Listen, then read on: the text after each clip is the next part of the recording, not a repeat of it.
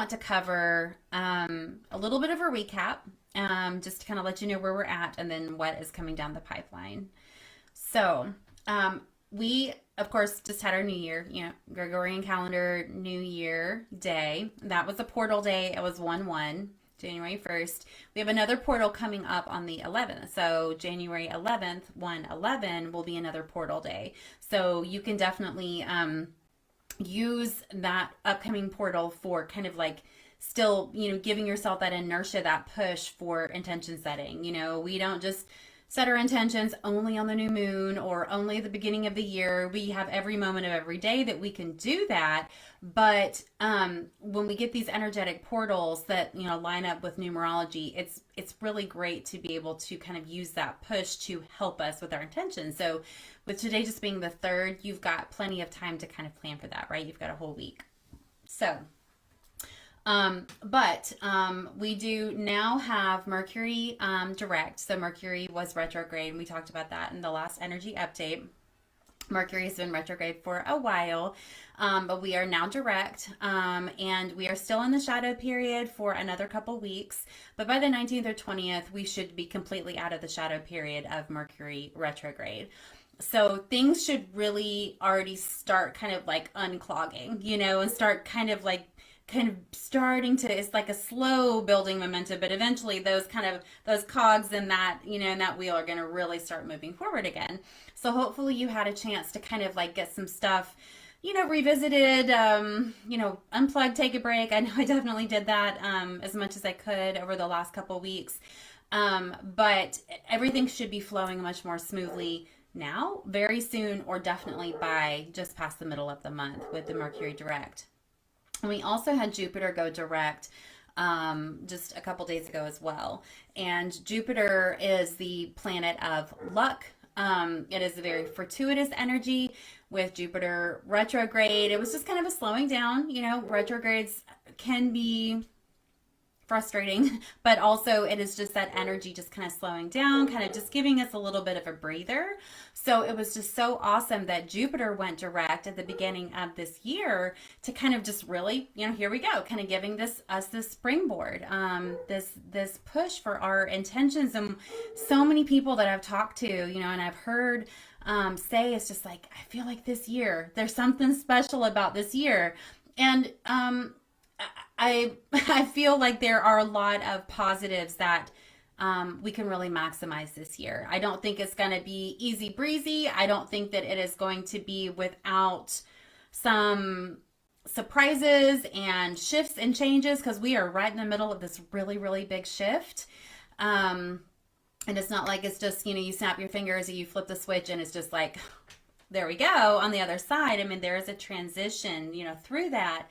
But there's going to be some pretty phenomenal things that it's so ripe. The potential is so ripe for really making things happen. I feel like kind of in our personal lives and our personal spheres, what's important, what we want to do when we grow up, kind of what we really want to do for this next while. And then that eventually is going to kind of flow out into the larger collective group. It always starts with you, right? It always starts with us. Let us talk about the moon phases first, and then I want to talk about Pluto, okay? So we have a new moon on January 11th, so that is on the portal day, okay? So please do something, plan something for that day. Now I know with January 11th, 1/11 can have 3 1s, but whenever the number 11 comes up as a portal, I love to use that 1 and that 1 as kind of like pillars, kind of like this gateway marker for what energy you're walking into, what you're leaving behind, and, where you're going. You can use something like something that just represents those 2 pillars. It could be maybe 2 like crystal or gemstone towers. You could use 2 candles, with a little bit of a gap, just like this, in between them, and use that visualizing. You could write things down, intentions, slide it through that gateway. Just use that in meditation and just kind of see that portal, that entryway that you are going to kind of shift your intention and focus into. So the new moon is exact at 6:57 a.m., which means if you're wanting to do any new moon magic in the evening, you could do it the night before, like on the 10th, or you could do it on the 11th, working with that portal energy in the evening. But if you wanted to do something exactly at the time that the moon was new, no moon in the sky, just dark moon, just that very, very beginning, is going to be at 6:57 a.m. and that is Eastern Standard Time.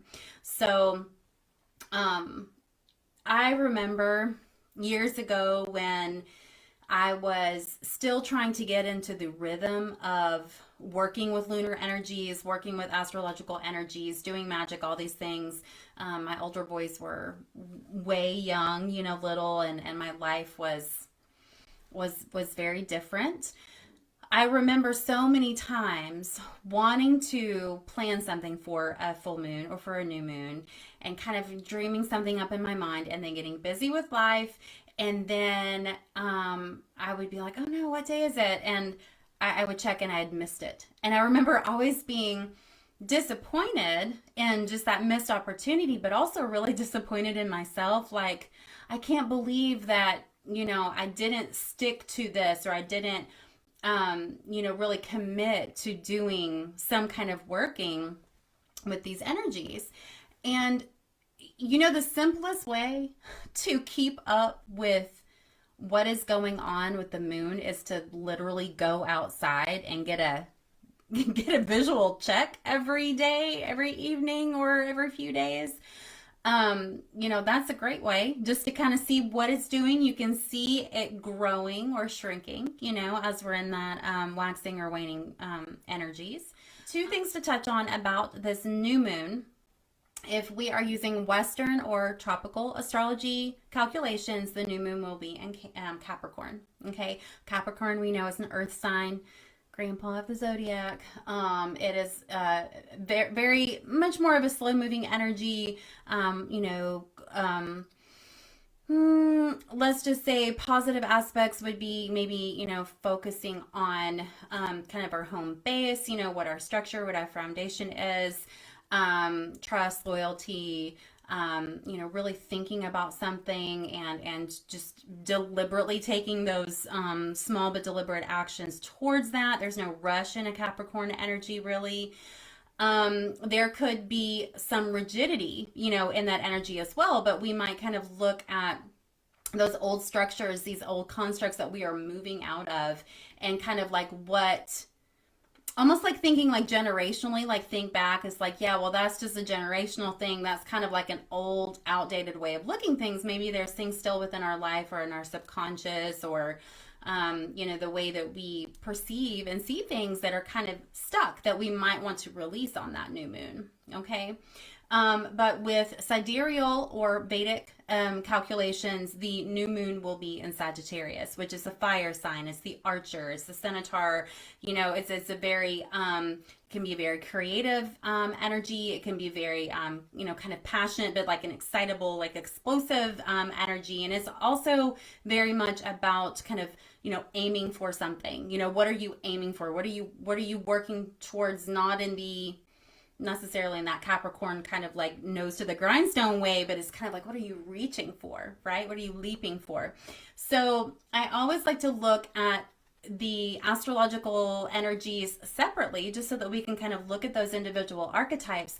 But then when we look at the synthesis of them together, earth and fire, or that we have still the energy of kind of like, it's like inspired work. It's like, where are you feeling creative? Where are you feeling those nudges that aren't just going to kind of fizzle out and fade away, and it'll be like the next little thing that you're going to focus on? But maybe you have that earth and grounding energy of Capricorn that's kind of anchoring it, for you as well.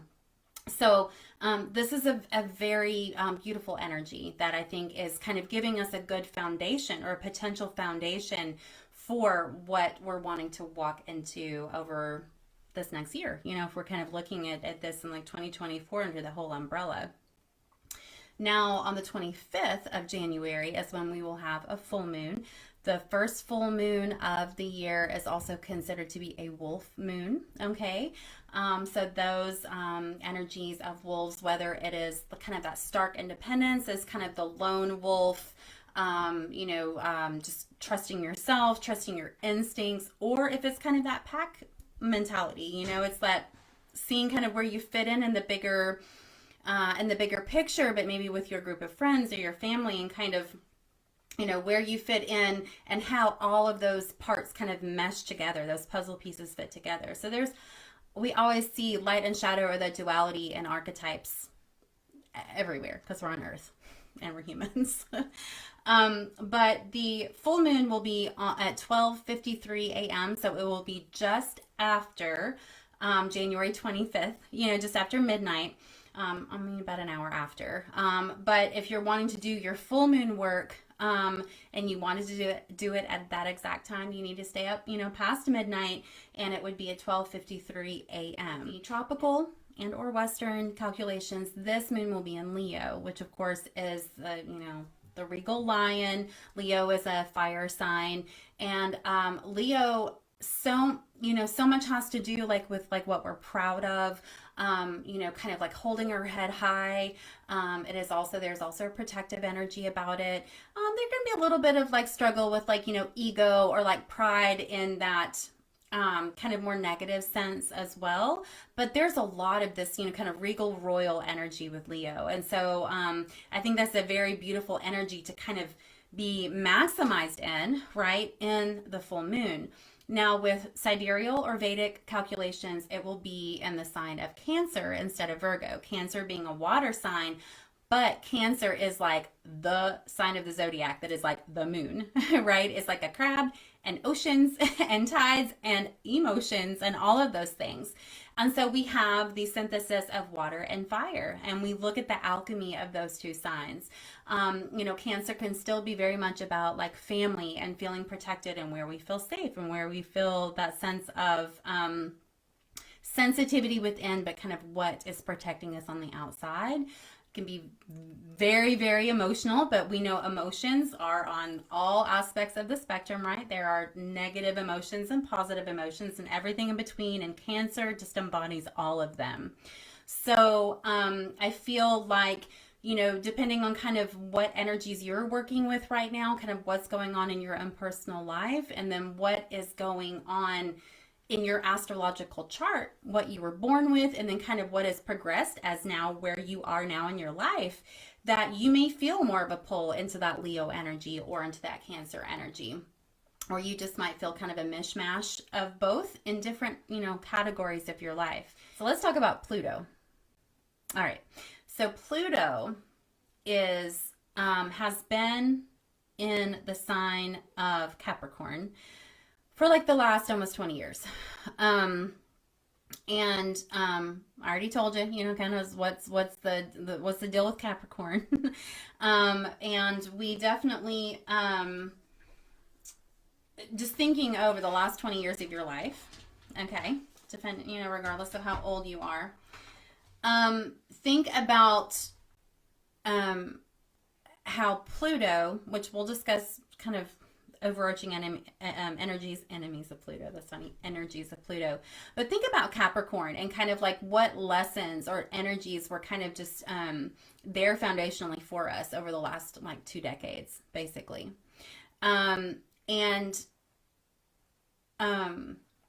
Definitely, an earth sign, earth signs are always more slow moving. It's not it could be an introverted, down deep energy, or it could just be a watching paint dry energy. And I'm not meaning that in an insulting way. I'm just saying it's just not a very effervescent, quick, fast energy, which it gives us a lot of stability and a lot of grounding and solid lessons and all of that too, right? I mean, we need that.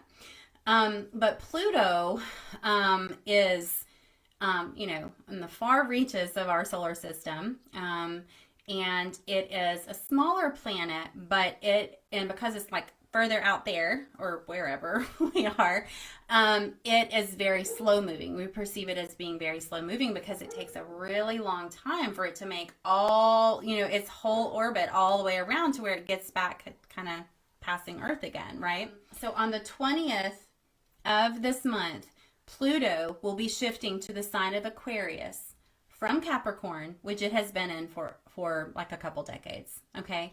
And so Pluto will shift into Aquarius, which is the water bearer, but is an air sign, okay? Very different energy, very, very different energy than Capricorn. Now, whenever we have a planet move from one sign to the next in line, basically, usually there's a stationing, and then there's kind of like, I'm gonna dip back over here and then dip back over here, and I might go retrograde for a little bit. There's a little bit of like an adjusting energy.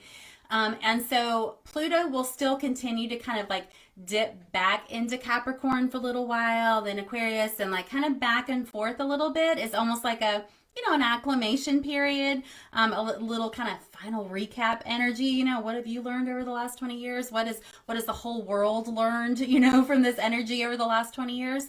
But then in November, on the 19th, Pluto will then go back into Aquarius, and it will stay there. And Pluto will be in Aquarius until 2043. Okay, so basically almost 20 years.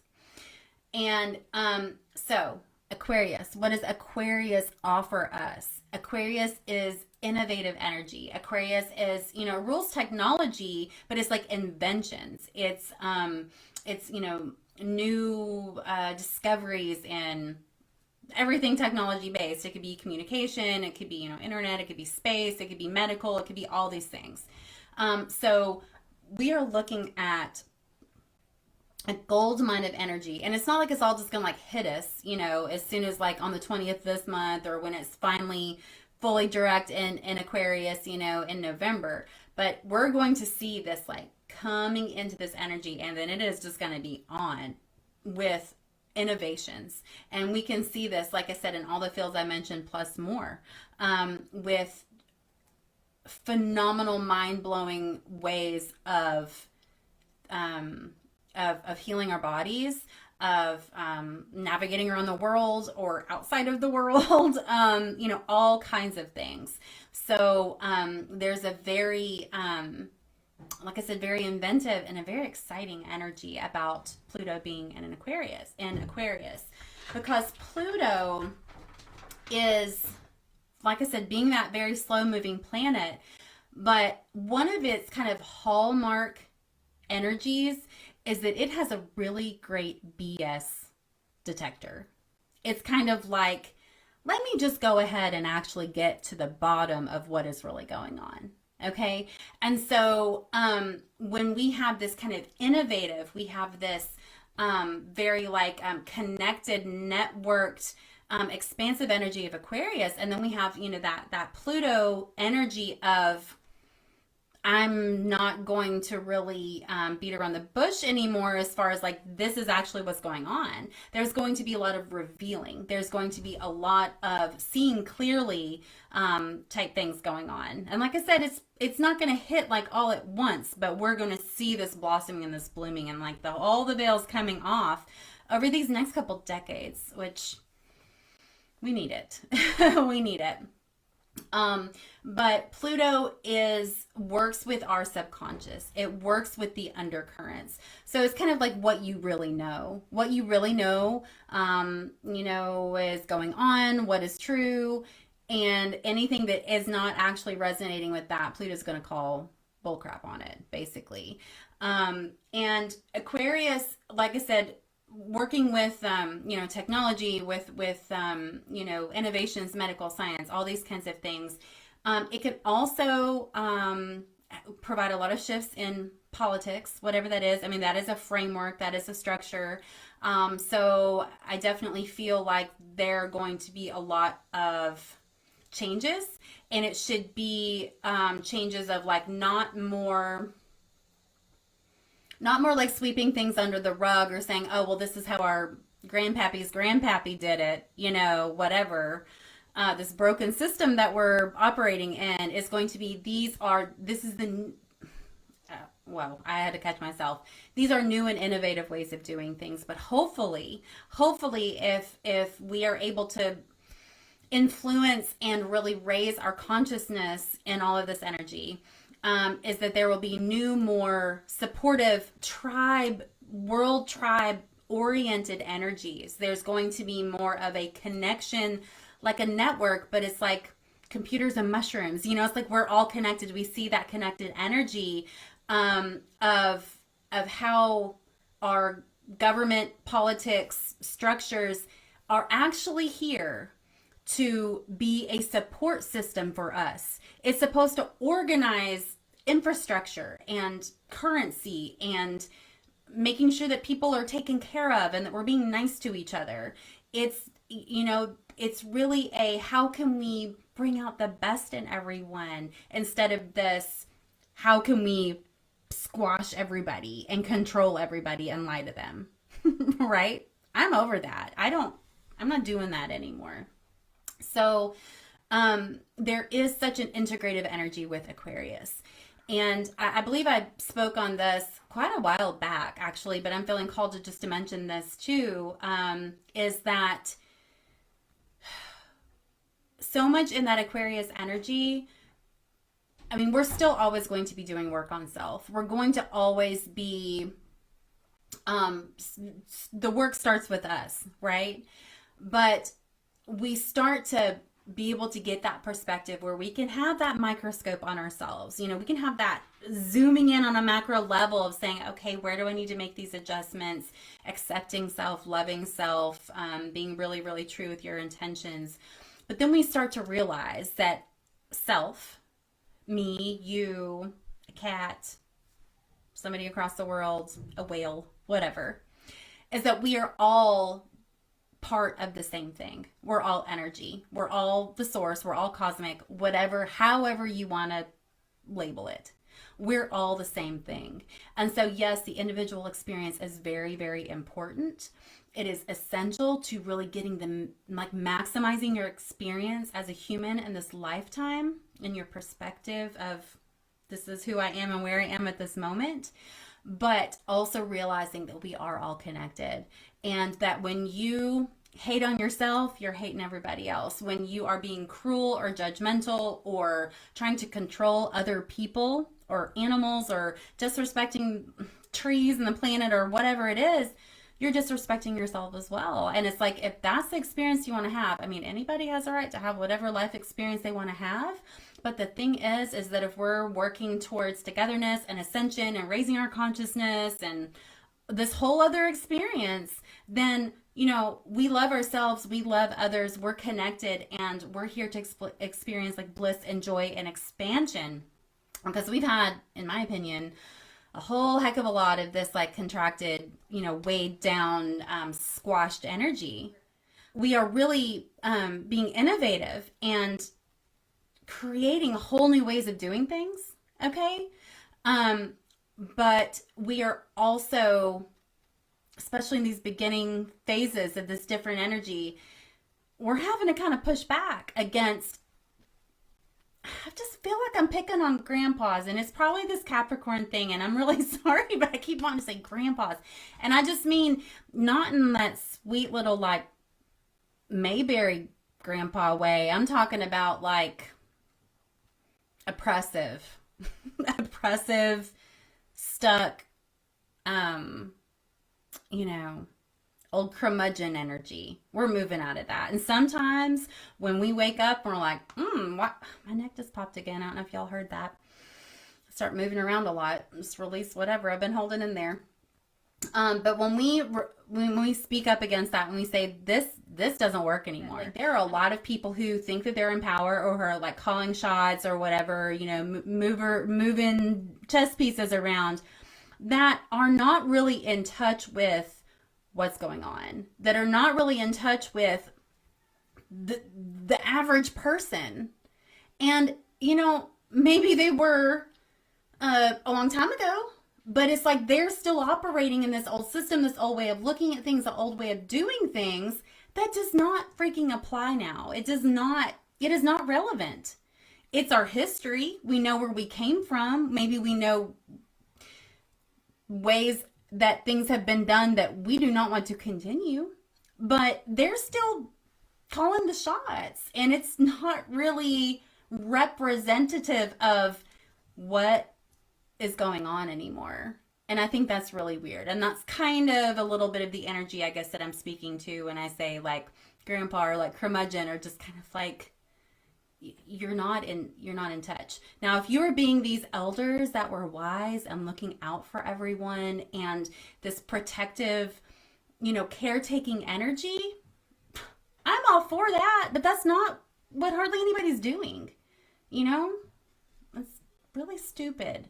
So revolution is coming, and it starts with you. And there's so much potential. There's so much potential for like major change.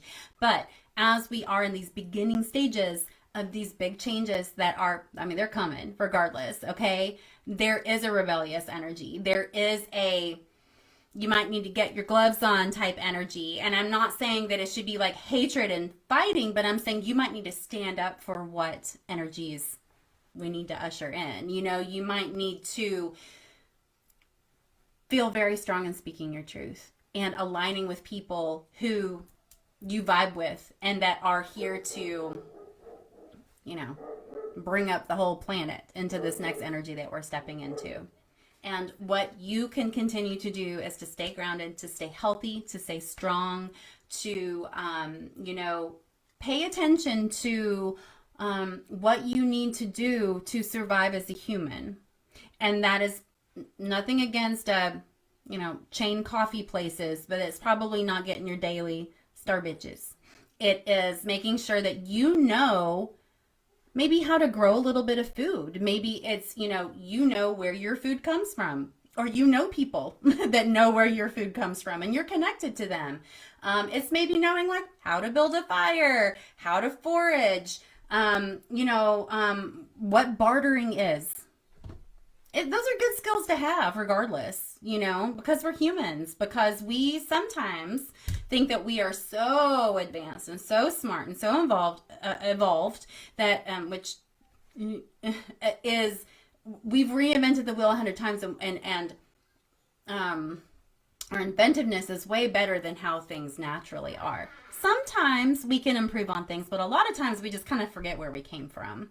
And I think it's really important to balance both of those. Yes, be innovative. Yes, be creative. Yes, come up with new and novel ways of doing things. But it doesn't necessarily mean that it's better. We're still human. We still need to eat. We still need to stay warm. And we still need to kind of stay out of the weather every once in a while. And we need to know, how to pass on that information to our kids, too. Or to future generations, right? Or share with our friends. So, yeah. Just, learn some good life skills, too. That would be helpful for you.